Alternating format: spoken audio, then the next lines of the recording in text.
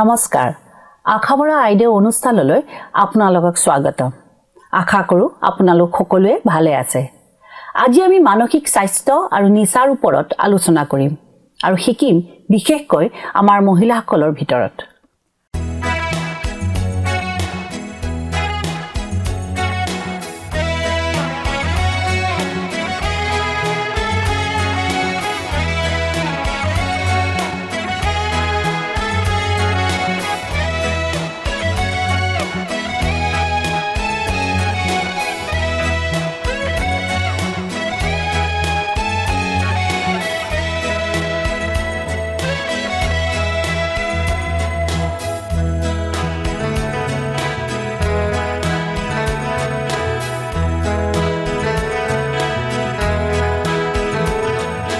Jesus তোমাকে প্ৰাৰ্থিছো আজি কাতৰে মাতিছো আজি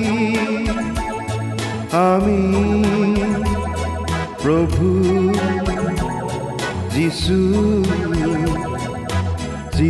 তোমাকে প্ৰাৰ্থিছো আজি কাতৰে মাতিছো আজি আমি প্ৰভু যিছু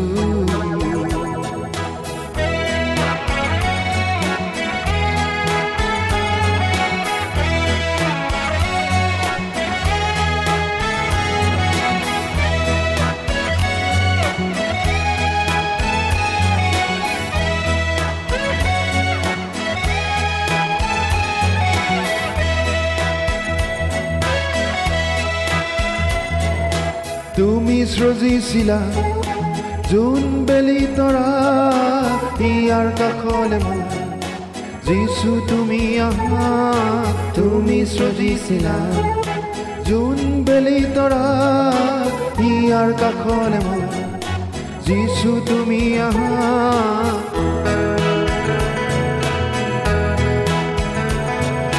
যিছু তোমাকে প্ৰাৰ্থিছো আজি কাতৰে মাতিছো আজি আমি প্ৰভু যিছু তোমাকে প্ৰাৰ্থিছো আজি কাতৰে মাতিছো আজি আমি প্ৰভু যিছু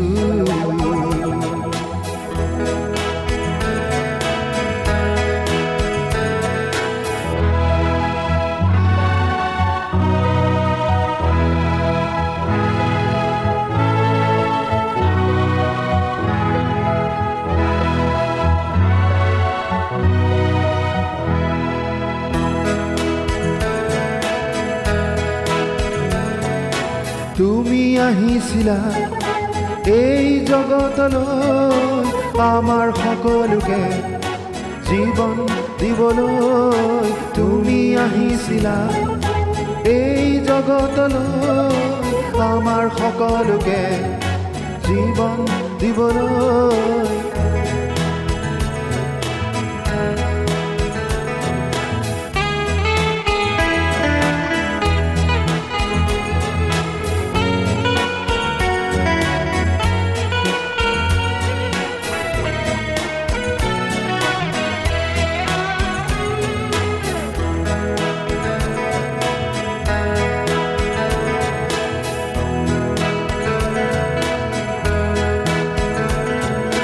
তোমাৰ প্ৰেমৰ কথা বৰ্ণাই নপৰেও হোৱা যিছু তুমি চিৰদিনে মোৰ তোমাৰ প্ৰেমৰ কথা বৰ্ণাই নপৰেও হোৱা যিছু তুমি চিৰদিনে মোৰ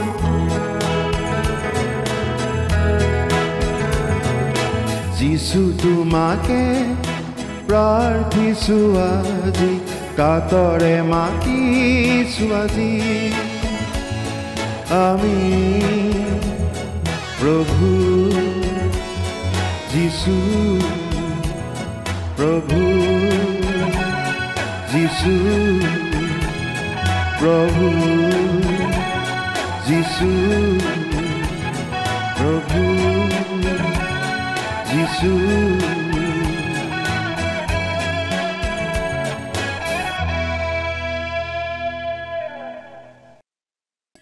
যোৱা সপ্তাহত আমি মহিলাসকলৰ মাজত মানসিক স্বাস্থ্যৰ গুৰুত্ব আৰু ইয়াৰ ভূমিকাৰ ওপৰত বহলভাৱে আলোচনা কৰিছিলোঁ। আজি আমি বেছিভাগে কি কাৰণত উদ্বেগ আৰু মানসিক চাপৰ ভুক্তভোগী হওঁ তাৰ এটাৰ ওপৰত চাম, আৰু এইটো হৈছে নিখুঁত বা পাৰফেক্ট হোৱাৰ দৰকাৰ। অক্সফৰ্ড অভিধান অনুসৰি নিখুঁত বা পাৰফেক্ট হ'ল সম্পূৰ্ণ দুখ বা দুৰ্বলতা নোহোৱাকৈ প্ৰয়োজনীয় সকলো বস্তু থকা। নিখুঁততাৰ বা পাৰফেকশ্যনৰ মানদণ্ড তেওঁলোকৰ সংস্কৃতি, জ্ঞান, সিদ্ধান্ত অনুসৰি নিৰ্দিষ্ট গোটৰ মানুহৰ এটা সাধাৰণ ধাৰণাৰ ওপৰত বহু পৰিমাণে নিৰ্ভৰশীল।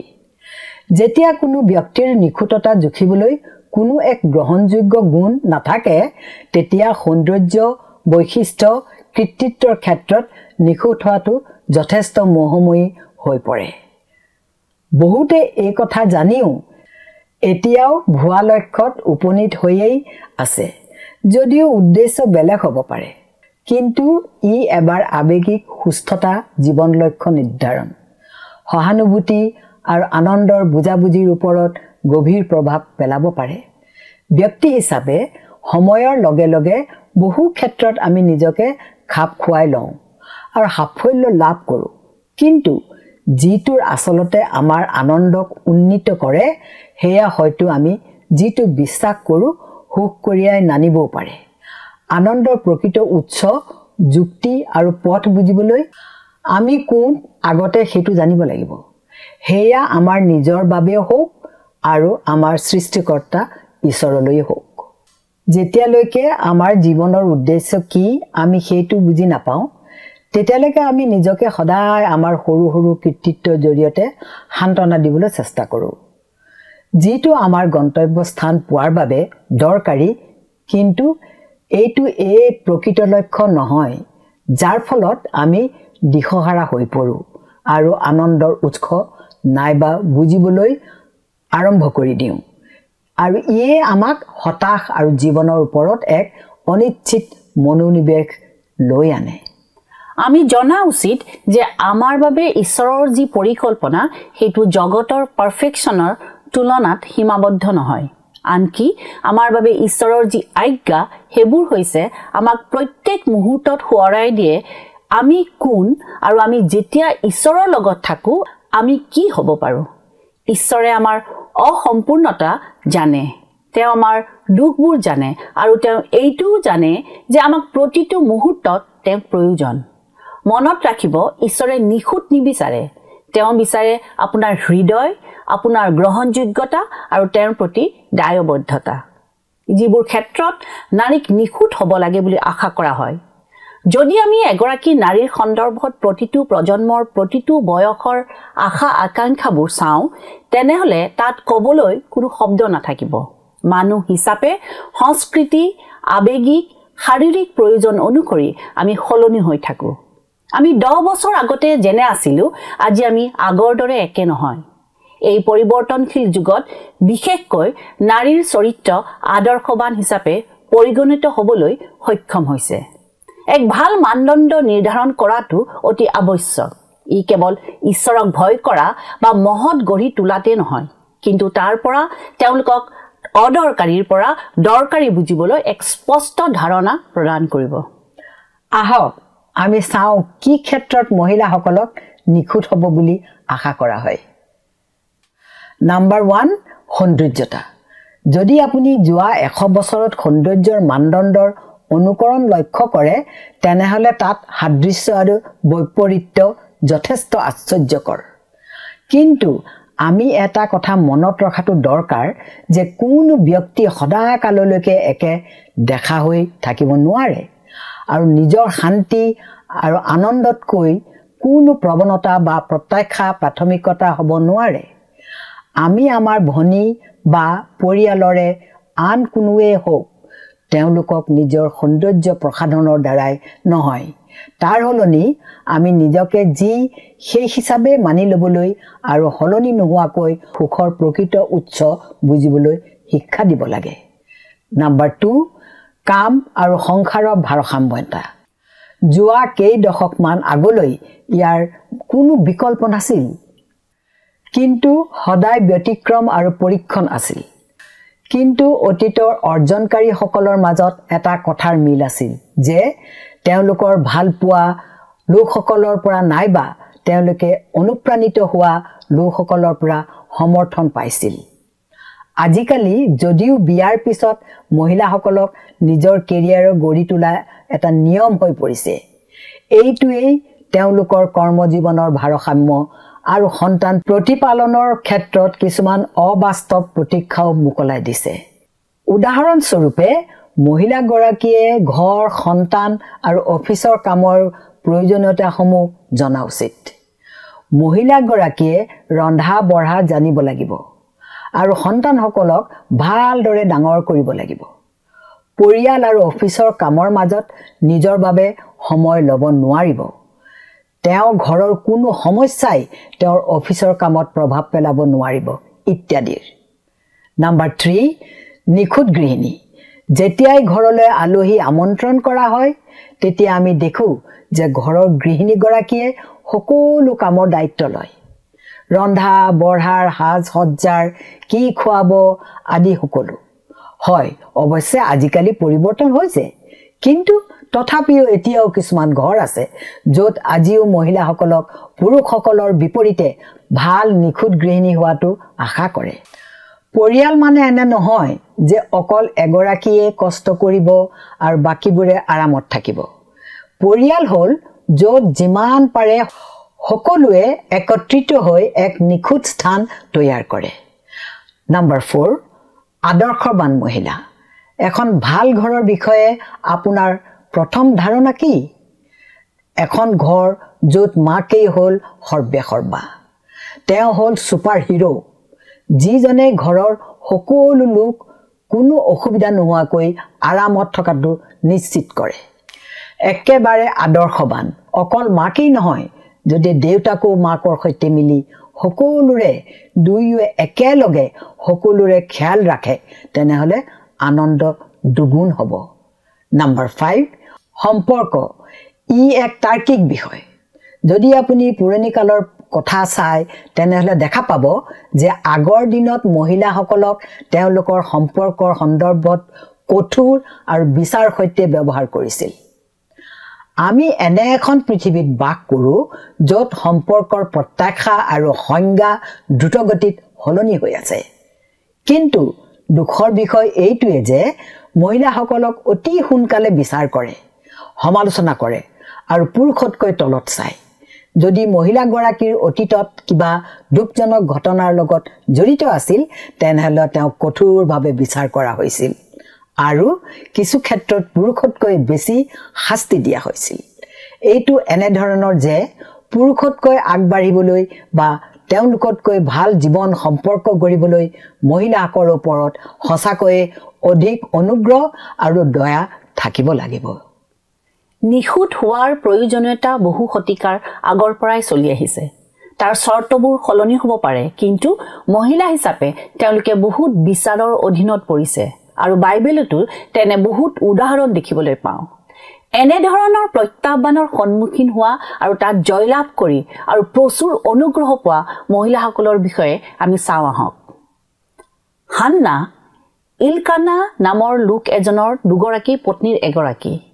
তেওঁৰ কোনো সন্তান নাছিল, যাৰ বাবে আনগৰাকী পত্নী পিনিন্নাই তেওঁক হাঁহিছিল।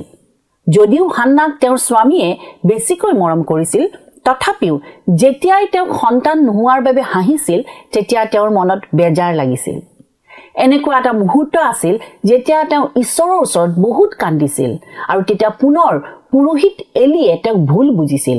শেষত তেওঁ আশীৰ্বাদ লাভ কৰিলে, কিন্তু ঈশ্বৰৰ অনুগ্ৰহৰ পিছতো তেওঁ ঈশ্বৰক যি প্ৰতিজ্ঞা কৰিছিল সেইটো পাহৰা নাছিল। তেওঁ ঈশ্বৰৰ ওচৰত প্ৰতিজ্ঞা কৰিছিল যে যদি তেওঁৰ পুত্ৰ সন্তান জন্ম হয় তেনেহ'লে তেওঁ সেই পুত্ৰক ঈশ্বৰৰ ওচৰত সমৰ্পণ কৰিব, আৰু তেওঁ সেইটোৱেই কৰিলে। তেওঁৰ পুত্ৰ ভাৱবাদী সমুৱেল, যিজনে সৰু কালতে ঈশ্বৰৰ মাত শুনিছিল আৰু ঈশ্বৰৰ কথা মানি চলিছিল। বহু বছৰৰ পাছত তেওঁ ইজৰাইলীসকলক নেতৃত্ব দিছিল আৰু ৰজা চৌলক ৰাজপদত অভিষেক কৰিছিল। হান্নাৰ সেই দুখৰ সময়ত তেওঁ তেওঁৰ সৃষ্টিকৰ্তা ঈশ্বৰৰ ওচৰলৈ গৈছিল আৰু ঈশ্বৰে তেওঁৰ কান্দোন শুনিছিল। ইয়াত আমি এইটোৱে শিকো যে কেনেকৈ হান্নাই নিজে দুখত নাথাকি ঈশ্বৰৰ ওচৰলৈ গৈ প্ৰাৰ্থনা কৰিবলৈ থিৰাং কৰিছিল, যিজনে উত্তৰ দিয়ে আৰু তেওঁৰ কথাৰ প্ৰতি বিশ্বাসী আৰু সঁচা হৈ থাকে। কিয়নো তেওঁ কেৱল গৰ্ভৰ ফলেই উপহাৰ দিয়া নাছিল, কিন্তু এক মহান বিচাৰকৰ্তাৰ আৰু ইজৰাইলৰ ভাৱবাদীৰ মাক হিচাপেও তেওঁক স্বীকৃতি দিছিল। ৰাহাব জিৰিহো নগৰৰ এগৰাকী পেছাদাৰী বেশ্যা। তেওঁক তেওঁৰ পেছাৰ বাবেহে মানুহে জানিছিল। তাৰ বাবে হয়তো তেওঁক বহুতে বিচাৰ আৰু বেয়া চকুৰে চাইছিল। কিন্তু তথাপিও ৰাহাবে সত্য জীৱন্ত ঈশ্বৰৰ শক্তি স্বীকাৰ কৰিবলৈ এৰি দিয়া নাছিল। তেওঁ কেৱল ঈশ্বৰৰ শক্তিকে গ্ৰহণ কৰা নহয়, তাৰ বাহিৰেও তেওঁ ঈশ্বৰৰ লোকক আশ্ৰয় আৰু সুৰক্ষা দিছিল। যেতিয়া ইজৰাইলৰ 2 চোৰাংচোৱা জিৰিহোলৈ আহিছিল, এইটো তেওঁৰ সাহসেই কেৱল নহয়, কিন্তু তেওঁৰ শক্তিশালী ঈশ্বৰৰ ওপৰত থকা বিশ্বাসৰ স্বীকাৰোক্তি, যিজনে তেওঁক উদ্ধাৰ কৰিছিল আৰু তেওঁৰ পৰিয়ালৰ সকলোকে ৰক্ষা কৰিছিল। চমৰীয়া তিৰোতা। যোহন 4 অধ্যায়ত আমি চমৰীয়া তিৰোতাৰ বিষয়ে পাওঁ। তাৰ পৰা আমি সহজে বুজিব পাৰোঁ যে তেওঁক ইহুদীসকলে বিচাৰ কৰা এগৰাকী ব্যক্তি। কিয়নো প্ৰথম কাৰণটো হ'ল ইহুদী আৰু চমৰীয়া লোকসকলৰ মাজত কোনো ভাল ব্যৱহাৰ নাছিল। দ্বিতীয়তে, সেই মহিলাগৰাকীয়ে প্ৰখৰ ৰ'দত কুঁৱাৰ পৰা পানী নিবলৈ আহিছে, কিয়নো তেওঁৰ কিছুমান ব্যক্তিগত সম্পৰ্কৰ বাবে বাকী সময়ত আন মহিলাসকলৰ লগত পানী আনিবলৈ যাবলৈ অনুমতি নাছিল। এগৰাকী মহিলাৰ ওপৰত বিচাৰ হৈছিল, সেইটো ইয়াত স্পষ্টকৈ ফুটি উঠিছিল। কিন্তু এইবোৰে প্ৰভু যীশুক তেওঁৰ জীৱনলৈ মচিহৰূপে অহাটো বন্ধ কৰিব নোৱাৰিলে। প্ৰভু যীশুৱে চমৰীয়া মহিলাগৰাকীক তেওঁৰ বিষয়ে ঘোষণা কৰা প্ৰথমগৰাকী হোৱাৰ অনুমতি দিছিল। ইয়াৰ পৰা আমি এটা কথাই ক'ব পাৰোঁ যে পৃথিৱীৰ কোনো নৈতিক কথাই আমাক সৰ্বশক্তিমান ঈশ্বৰৰ অনুগ্ৰহৰ প্ৰাচুৰ্য প্ৰাপ্ত কৰাত বাধা দিব নোৱাৰে। ৰোমিঅ 5 অধ্যায় 20 পদৰ দ্বাৰাই ইয়াক প্ৰমাণ কৰা হৈছে। এই পদটোত কৈছে, ইয়াৰ বাহিৰেও অপৰাধ অধিক হ'বলৈ বিধান সোমালহি, কিন্তু যেনেকৈ মৃত্যুত পাপে ৰাজত্ব পালে, তেনেকৈ আমাৰ প্ৰভু যীশুখ্ৰীষ্টৰ দ্বাৰাই অনন্ত জীৱনৰ অৰ্থে অনুগ্ৰহে যেন ধাৰ্মিকতাৰ দ্বাৰাই ৰাজত্ব পায়। এই আশীৰ্বাদে তেওঁক ইমান আনন্দিত কৰিলে যে তেওঁ চহৰলৈ বুলি দৌৰ মাৰিলে আৰু যাকে লগ পালে তেওঁলোকক প্ৰভু যীশুৰ কথা ক'লে আৰু ক'লে প্ৰভু যীশুৱে কেনেদৰে তেওঁৰ অতীতৰ কথাবোৰ ক'লে, কিন্তু অতীতৰ কথাবোৰত আবদ্ধ হোৱাৰ পৰিৱৰ্তে তেওঁক মুক্তি দিয়া হৈছিল আৰু সলনি কৰা হৈছিল, আৰু তাৰ পিছত সেই মচিহৰ গৌৰৱৰ বাবে ব্যৱহাৰ কৰিছিল, যাৰ বাবে মানুহবোৰে দীৰ্ঘদিন ধৰি অপেক্ষা কৰি আছিল। এগৰাকী ব্যভিচাৰিণী তিৰোতাক শিল দলিওৱা বাইবেলৰ এক জনাজাত ঘটনা। এগৰাকী ব্যভিচাৰী কৰ্মত ধৰা তিৰোতাক অধ্যাপক আৰু ফৰিচীবিলাকে যীশুৰ ওচৰলৈ লৈ আনিলে। তেওঁলোকে তিৰোতাগৰাকী মুক্তিৰ বাবে নহয়, বৰঞ্চ তেওঁলোকে শিল দলিয়াবলৈ আৰু যীশুক পৰীক্ষা কৰিবলৈ আনিছিল। তেওঁলোকে যীশুৰ আগত মুচিয়ে বিধানত দিয়া আজ্ঞা অনুসৰি ব্যভিচাৰ কৰ্ম কৰোঁতে ধৰা পৰিলে তেনে তিৰোতাক শিল দলিয়াই মাৰিব দিয়া কথাষাৰ দাঙি ধৰিছিল। কিন্তু খ্ৰীষ্ট হৈছে প্ৰেম আৰু জ্ঞানৰ প্ৰকৃত স্বৰূপ। তেওঁ তেওঁলোকৰ উদ্দেশ্য বুজি পোৱাই নহয়, কিন্তু শিক্ষিত লোকসকলৰ ভণ্ডামি সৰল আৰু গভীৰভাৱে দাঙি ধৰিছিল। যোহন 8 অধ্যায় 7 পদত তেওঁ মাত্ৰ এটা চৰ্তৰে আৰম্ভ কৰে, তোমালোকৰ যিজন নিষ্পাপী তেওঁৱে প্ৰথমে তাইলৈ শিল দলিয়াওক। এই মন্তব্যটোৱে কেৱল মানুহক আচৰিত কৰাই নহয়, কিন্তু মহিলাগৰাকীক মুক্তি দিছিল। যিহেতু প্ৰভু যীশু যাৰ কোনো পাপ নাই, তেওঁ তাইক কৈছিল, ময়ো দোষী নকৰোঁ, যোৱা, এতিয়াৰ পৰা আৰু পাপ নকৰিবা। কিজানি এইষাৰ কথা শুনিবলৈ তিৰোতাগৰাকীয়ে বাট চাই আছিল। অকল নতুন জীৱন আৰম্ভ কৰিবলৈ নহয়, কিন্তু নিজৰ ডাঙৰ বোজাৰ পৰা ক্ষমা পাবলৈ। নহ'লে তাই কিজানি মৰি গ'লহেঁতেন। আপোনাৰ জীৱনত পোহৰ আনিবলৈ কেতিয়াবা ক্ষমা আৰু অলপ আনন্দই যথেষ্ট। আমি মাৰ্থা আৰু মৰিয়মৰ কথা সকলোৱে জানো। এই উদাহৰণটোৰ জৰিয়তে আমি এইটোৱে ক'ব বিচাৰিছোঁ যে আমি যেতিয়াই ঈশ্বৰৰ বাক্য ধ্যান কৰা আৰু তেওঁৰ লগত সময় কটাবলৈ পাওঁ, তেতিয়া সেই সুবিধাটো আমি এৰি দিব নালাগে। কিয়নো কাম শেষ হ'বও পাৰে বা নহ'বও পাৰে, কিন্তু ঈশ্বৰৰ লগত কটোৱা সময়খিনিয়ে আপোনাক কেৱল পুনৰ জীৱিত কৰাই নহয়, কিন্তু আপোনাক সকলো সমস্যাৰ পৰা মুক্তি দিব। এই কাহিনীটোত আমি দেখিবলৈ পাওঁ যে মাৰ্থা, মৰিয়ম আৰু লাজাৰ তেওঁলোকে প্ৰভু যীশুক তেওঁলোকৰ আলহী হিচাপে নিমন্ত্ৰণ কৰিলে। মাৰ্থা প্ৰভুৰ আল পৈচান ধৰাত ব্যস্ত হৈ পৰিল আৰু আনহাতে মৰিয়মে প্ৰভুৰ চৰণত বহি তেওঁৰ বাক্য শুনি থাকিল। মাৰ্থা আল পৈচান ধৰি ব্যাকুল হৈ পৰাত যীশুৰ ওচৰলৈ আহি মৰিয়মে তেওঁক সহায় নকৰাৰ কথা ক'লে আৰু মৰিয়মক সহায় কৰিবলৈ আজ্ঞা দিয়াৰ কথা ক'লে।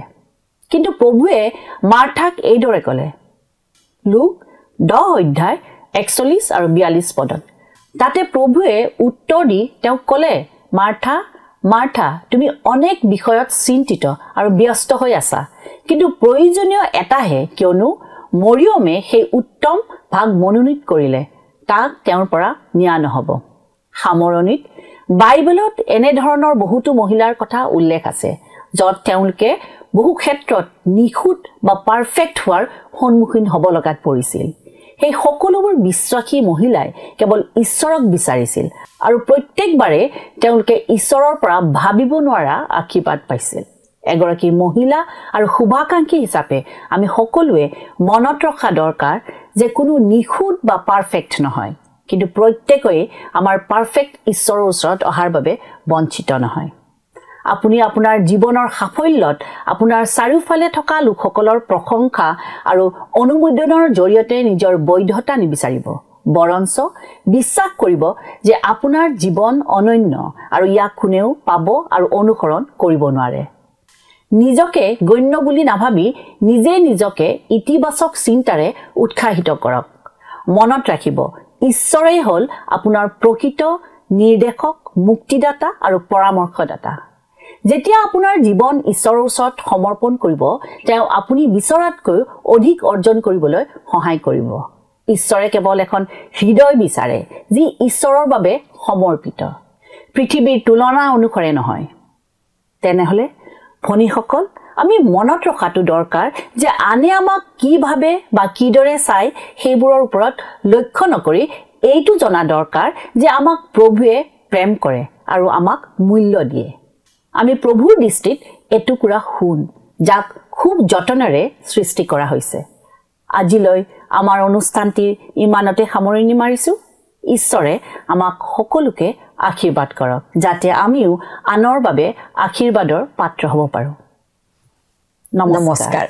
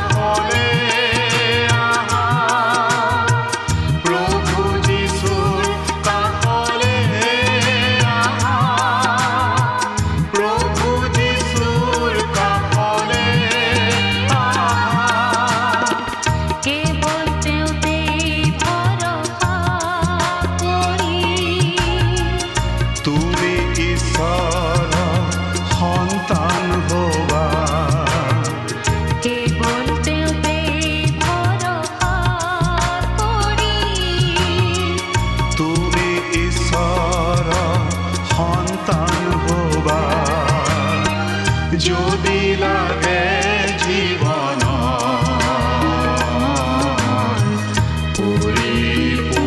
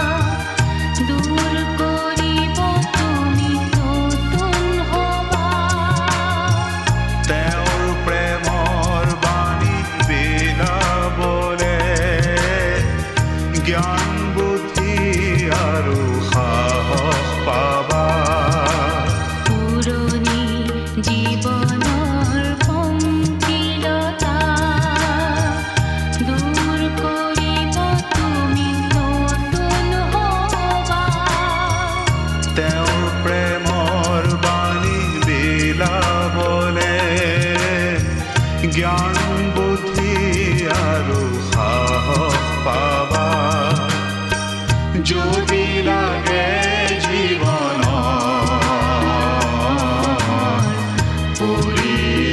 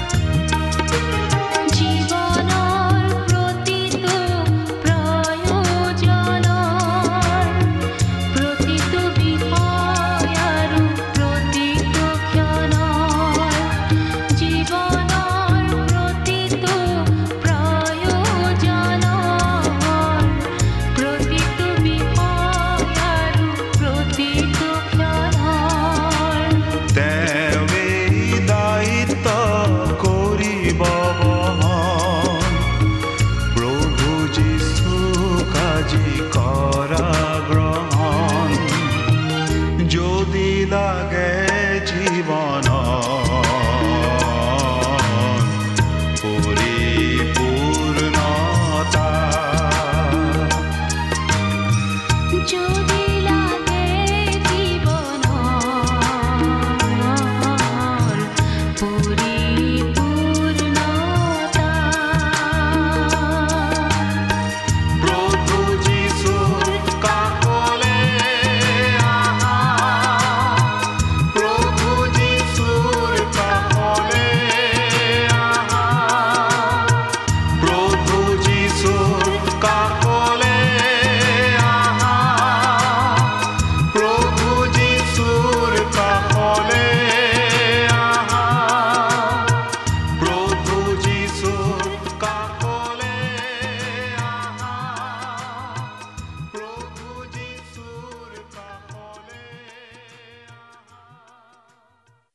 প্ৰিয় দৰ্শকবৃন্দ, যদি আপোনালোকে এই অনুষ্ঠানটো ভাল পায় তেন্তে অনুগ্ৰহ কৰি আমাক 0444908125 নম্বৰত মিছড কল কৰক। আমি প্ৰতিজন মিছড কল দাতাৰ পৰা এজনকৈ দৰ্শক বন্ধু বা বান্ধৱী বাছি ল'ম আৰু এই দৰ্শক বন্ধু বা বান্ধৱীৰ নাম আমাৰ অনুষ্ঠানত প্ৰকাশ কৰা হ'ব আৰু এটা পুৰস্কাৰ প্ৰেৰণ কৰা হ'ব।